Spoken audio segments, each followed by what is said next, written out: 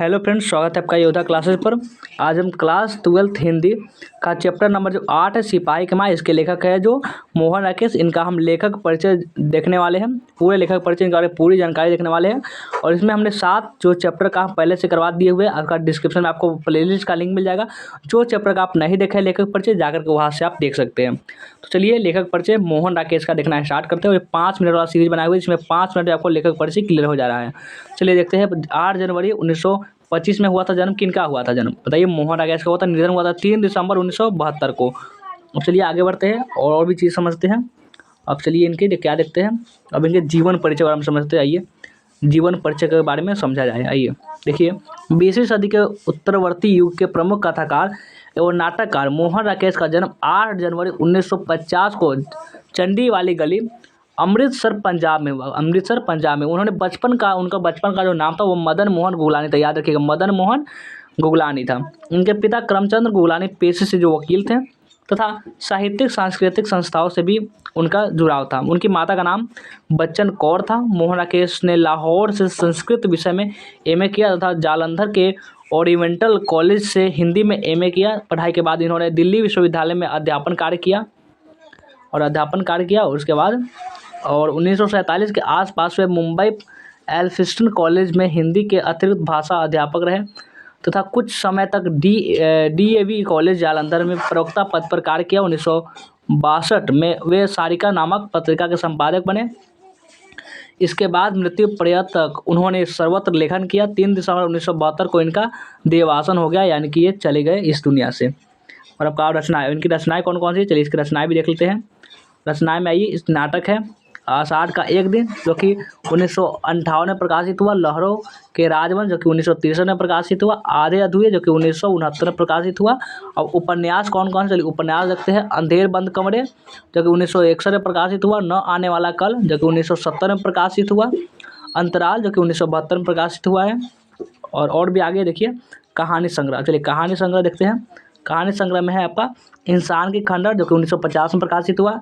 नए बादल, जो कि 1957 में। और जानवर, जो कि 1958 में प्रकाशित हुआ है।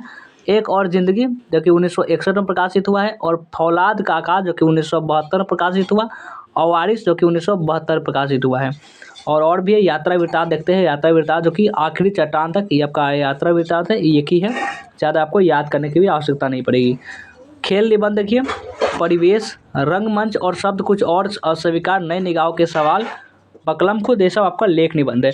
और अनुवाद देखते हैं। अनुवाद है आपका अभिज्ञान कुंतलम, मृक्षक टिकटम एवं औरत का चेहरा, ये सब है अनुवाद। और आपका ये आगे बढ़िए। और इसके हम जीवन संकलन के बारे में समझते हैं। जीवन संकलन के बारे में आइए देखते हैं। जीवन संकलन देखिए यहाँ पे समय सारथी, इसके अतिरिक्त उनके निधोपरांत मोहन राकेश की डायरी जो है वो प्रकाशित हुई। साहित्यिक विशेषताएं, अब आइए इनकी जो साहित्यिक विशेषताएं उसको देखते हैं। मोहन राकेश नई कहानी के प्रमुख साक्षात्कार थे, हस्ताक्षर थे। नाटक के क्षेत्र में उन्होंने जयशंकर प्रसाद के बाद सबसे बड़ी प्रतिभा मानी जाती है। हिंदी का आधुनिक रंगमंच उन्हें अपना प्रमुख प्रेरणा पुरुष मानता है। इनके नाटकों की परिकल्पना अत्यंत ठोस, जटिल तथा नवीन है। मोहन राकेश ने हिंदी नाटक को अंधेर बंद कमरों से बाहर निकालकर युगों के रोमानी एंट्रोजॉलिक सम्मोहन से उबारा तथा उससे एक नए दौर के साथ जोड़ा। और आप आगे बढ़िए। अब ये भाषागत जो विशेषताएं, चलिए वो जानते हैं। भाषागत विशेषताएं, मोहन राकेश का भाषा शिल्प अद्भुत है। इनकी भाषा में भावानुकूलता, प्रसंगानुकूलता, चित्रात्मकता, सरलता, सहजता, प्रवाहमयता आदि गुण विद्यमान है। यह भाषा का निर्माण बहुत सहजता के साथ करते हैं। मोहन राकेश का भाषा शिल्प विश्वस्तरीय है। इनकी भाषा साहित्य के किसी भी विधा में दुरूह या बोझिल नहीं दिखती। और आप आगे देखिए। प्रस्तुत एकांकी मोहन राकेश की पुस्तक अंडे के छिलके तथा अन्य एकांकी से ली गई है। इस मार्मिक एकांकी में मध्यवर्गीय माँ बेटी की कथा जो है वो दिया गया है, जिनके घर का इकलौता जो लड़का होता है युद्ध में गया हुआ है। पूरे घर की आशाएं जो है उसके ऊपर लौटने की टिकी गई है। जब कुछ लौटेगा तब कुछ कमाई करके लौटेगा तो शादी वादी होगी। इसलिए माँ सोचती है कि बेटा फौज से पैसे कमा कर लौटेगा तो अपनी बहन की शादी करेगा। उनके मन में यह आशा उनके रंग रूप ग्रहण करती है। घटनाक्रम का मार्मिक एवं हृदयस्पर्शी चित्रण पाठक के मन पर एक अस्थायी प्रभाव जो होता है वो छोड़ जाता है। तो ये था आपका क्या ये था आपका मोहन राकेश का लेखक परिचय। कैसा लगा हमें कमेंट करके जरूर बताएंगे। वीडियो को लाइक नहीं किए हो तो लाइक कर देंगे, शेयर कर देंगे। जो भी नए बच्चे होंगे इस जगह सब्सक्राइब कर देंगे। चलिए वीडियो को एंड करते हैं, मिलते हैं फिर किसी नेक्स्ट वीडियो में।